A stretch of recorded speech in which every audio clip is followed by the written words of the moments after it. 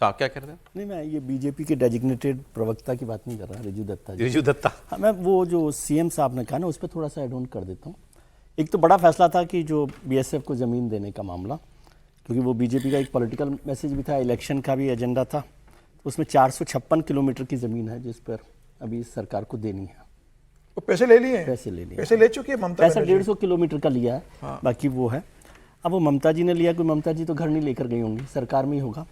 लेकिन वो बड़ा फैसला है मेरे हिसाब से। लेकिन दूसरा मैं आपको करेक्ट कर दूं, उज्ज्वला योजना पश्चिम बंगाल में चल रही है, जब से चल रही है, और उत्तर प्रदेश के बाद दूसरा सबसे बड़ा स्टेट है जहां पर 1.5 करोड़, क्योंकि मुझे खुद हैरानी हुई कि उज्ज्वला 1 करोड़ 60 लाख लोग उसको यूज कर रहे हैं। तीसरी बात जो आयुष्मान योजना की है, वो प्रधानमंत्री जी ने भी उस बात की चर्चा की थी और वहां नहीं चली। 2018 में जब वो चालू की गई थी तब पश्चिम बंगाल सरकार ने उसे चालू किया, लेकिन उसकी ब्रांडिंग को लेकर उनमें नाराजगी हुई स्टेट गवर्नमेंट ने, तो उन्होंने पश्चिम बंगाल सरकार ने स्वास्थ्य साथी योजना शुरू की अपनी स्कीम, जो आयुष्मान योजना के बराबर है, 5 लाख रुपए की। तो अब मुख्यमंत्री जी साफ करेंगे कि वो स्वास्थ्य साथी योजना को चलाएंगे कि नहीं चलाएंगे, और आयुष्मान योजना को लागू करेंगे। मतलब आयुष्मान योजना के लिए तो बीजेपी का एक पूरा कैंपेन ही था, लेकिन वहाँ पर ये चल रही थी, तो शायद मुख्यमंत्री जी इस पर भी स्पष्ट करेंगे कि स्वास्थ्य साथी योजना को वो सरकार चालू करेगी कि नहीं करेगी। सर, मुझे वो बहस याद है उस वक्त जो हुई थी, और प्राइम मिनिस्टर ये बोलते थे रैलीज में कि वो उनकी अपनी वो चल रही है। आयुष्मान का फायदा ये है कि बंगाल का आदमी पूरे देश में कहीं भी उसका लाभ ले सकता है। आप दिल्ली में भी इलाज करा सकते हो बंगाल का आयुष्मान कार्ड दिखा के, लेकिन वो बंगाल का कार्ड तो बंगाल में, बंगाल का कार्ड बंगाल में चलेगा, वो भी कैशलेस स्कीम है। अरे लेकिन बंगाल की जीत को लेकर के दुनिया भर में जो रिएक्शन आ रहे हैं वो भी आपको मैं बताता हूं। दुनिया भर में ये बात हो रही है कि भाई ये जीत का मतलब क्या है, बीजेपी का, मोदी का बंगाल जीतने का मतलब क्या है। कुछ अखबारों की हेडलाइन आपकी स्क्रीन पर है।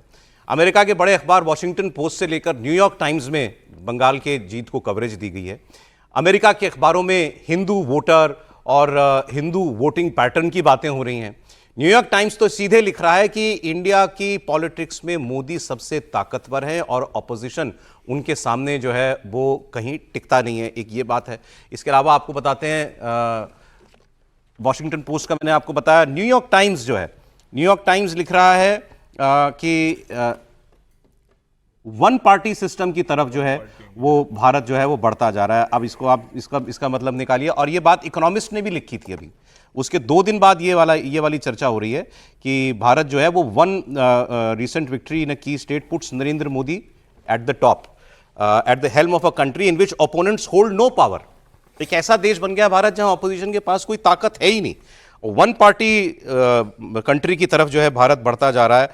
एक वॉशिंगटन पोस्ट जो है, हाँ, ये लिख रहा है, Narendra Modi keeps running circles around his critics, another major BJP victory underscores how resilient the Hindu nationalist movement has become. तो हिंदू नेशनलिस्ट मूवमेंट की बात हो रही है और ये बताया जा रहा है कि ऑपोजिशन बिल्कुल पावरलेस हो गया है। पाकिस्तान में इसकी बड़ी कवरेज हुई है। मैंने स्टेटमेंट्स वहां पर देखे, उनकी टीवी में डिबेट त्रिपाठी जी हो रही थी। पाकिस्तान बहुत चिंतित है। हाँ, नहीं, उनकी पहली प्रॉब्लम तो ये है कि ये 30% मुसलमान होते हुए वहां बीजेपी कैसे जीत गई। तो इसका मतलब तो ये कोई भी प्रदेश जीत सकते हैं।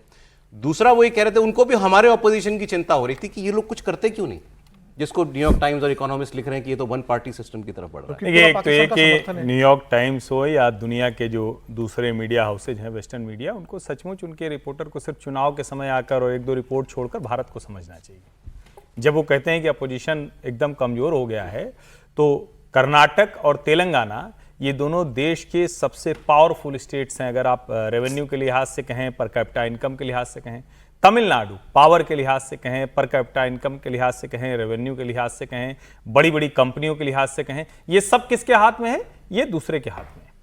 केरल रेमिटेंस पे चलने वाली इकोनॉमी है, लेकिन वो भी दूसरे के हाथ में है। मतलब मैं सिर्फ जानकारी के लिए, जिसे लोगों को समझ आइए, विदेशी मीडिया के लोग जो रिपोर्टर या अखबार हैं, ये शायद हमारे देश के कुछ जो मोदी विरोधी पत्रकार हैं उनसे बात करके रिपोर्ट लिखते हैं। आप अगर ये लिखिए कि भारतीय जनता पार्टी बहुत मजबूत हो गई है, 22 राज्यों में एनडीए की सरकार है, ये बिल्कुल दुरुस्त बात है। जनता का मन बदलता है तो जैसे कांग्रेस के साथ एक समय में लिखते। सवाल दूसरा है, क्या कोई ऑल्टरनेट मॉडल क्रिएट करने में कोई पार्टी सक्सेसफुल है? कर्नाटक का कोई मॉडल है क्या? नहीं है। सिद्धारमैया को जब कुछ नहीं सूझता है तो कुछ लड़कों को भेज देते हैं, वो रंगवाने लगते हैं, जहां हिंदी लिखा है उसको करवा दो। क्या तेलंगाना का कोई ऑल्टरनेट मॉडल है क्या? नहीं है।